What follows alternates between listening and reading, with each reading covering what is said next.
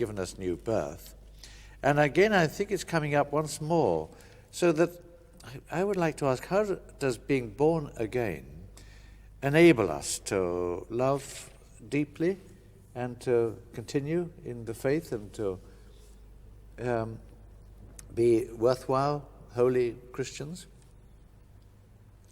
Well, this new birth is what transforms us. It utterly transforms us. In other words, we don't have the capacity by turning over a new leaf or merely resolving a little more strongly to love one another truly.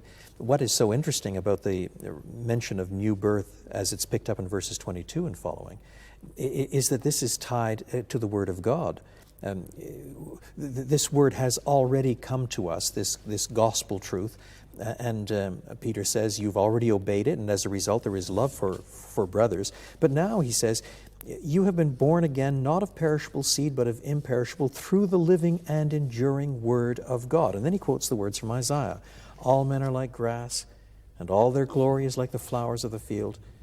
The grass withers and the flowers fall, but the word of the Lord stands forever. That is to say, all of the things that they are going through, all of the human experiences of suffering, it's all part of a fallen, decaying order that does not finally stand. What has given them new birth is the Word of God that always stands.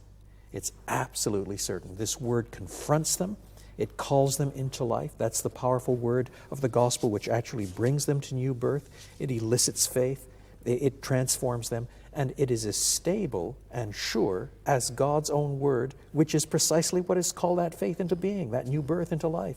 And as Jesus himself elsewhere says that everything else perishes, the whole world passes away, but his word does not pass away. So also here, whether in the words of Isaiah or the words of 1 Peter, what gives them a stable, eternal perspective is understanding this new birth, which gives them power to love one another and to overcome the hatreds and the bitternesses of persecution, and still to love one another gloriously for the gospel's sake, is generated by a transformation that is as stable and as eternal as the Word of God itself.